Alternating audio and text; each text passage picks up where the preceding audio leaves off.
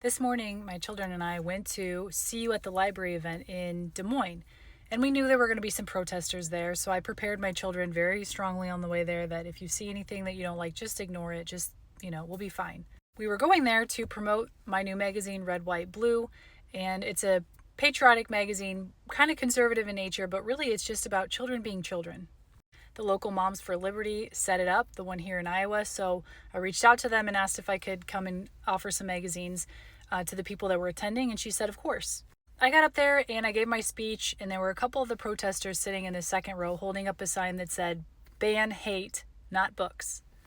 Obviously, I discussed what the magazine was about, but on the cover of the July issue of Red, White, Blue, it says, "We love America," really big. And I made sure to say that I want the children to realize that we are so lucky to live in this country that we can peacefully protest something we don't agree with.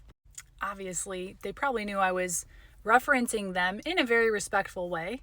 I talked about how I feel like society is teaching our children that they have to look outside of themselves for their worth. People have to call them what they're supposed to be called, and they have to do everything just right. And if it's not done that way, then the children are worthless. Or at the very least, it gives them grounds to scream and yell at people. On the contrary, I said it's important for the children to remember whose they are. They're all made in the image of God. To teach them to remember whose they are instead of what they are is a much better lesson than what society is currently teaching them. After my presentation, I went back to my table and watched a local author read her book, and the protesters sat there and listened to it, and then after that, they approached my table. Mind you, my children are standing right next to me, and I didn't know what was going to happen. But luckily, they came up to me and they said, "I really like the concept of your magazine." The one thing they noticed, the very first thing they noticed about both the book by the author and my magazine was that they were quote-unquote inclusive. And what they meant by that was that the woman, the author, had pictures of people in a wheelchair and other races, and I had someone of another race on the cover of my August issue of this magazine. That was the only thing that they needed in their mind to make it an okay magazine. They didn't really care much about the content, I guess. They just cared if it was an inclusive magazine and an inclusive book. If inclusive means including all Americans, then yes, I want all Americans to read this magazine. We then talked about the media and how I felt like the media was telling my neighbor that I said this about her when I really didn't. And I said it's really unfortunate that the media, our American media, is telling each group something different and keeping us separate. I then told them the story of how when I interviewed Bobby Kennedy, he specifically talked about this, how the media keeps us hating each other so that we don't unite, because when we unite, we are a powerful people. But if we don't unite, then we'll never go over the castle walls to see what the king and queen are up to. And I told them this was done by design. It's on purpose. I told them I used to be a Democrat, that I voted for Barack Obama right after grad school, and they were curious why I switched. I told them that the Democrat Party of today is not the Democrat Party of the 1960s. And I think that it's lost a lot of people because they've gone way too far left. They left people behind.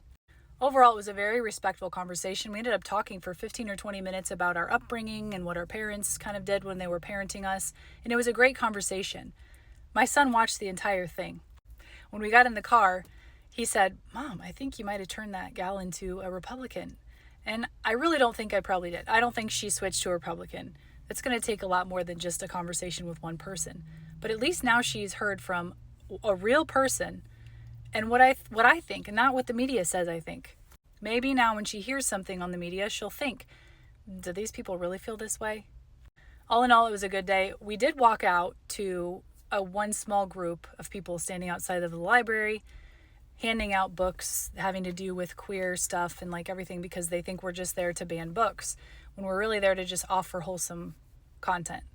And there was one woman who had a loudspeaker, and she was essentially barking at anybody who left who was conservative. She would bark at them. I told my son, like, which person would you listen to? Would you listen to someone who just barks into a loudspeaker, or would you listen to someone who actually wants to sit and have a conversation? Today was a great lesson for my children. This was the first time I've taken them anywhere where there have been protesters on that level. And I think I handled it pretty well. I think my son has an understanding now of that not everyone is going to be the barky kind of protester. There are people who are open to other ideas. And this woman did say that I thought this was going to be all white people and all the characters were going to be all white. And of course she thought that because that's what the media portrays us as. But she was kind of surprised good surprised that it wasn't that. And she admitted that maybe her bias got to her. She used that word, bias. So I was happy to hear that she could admit that she might have a bias towards our side that maybe she needs to examine a little closer and realize that we're not the enemy. We're supposed to come together.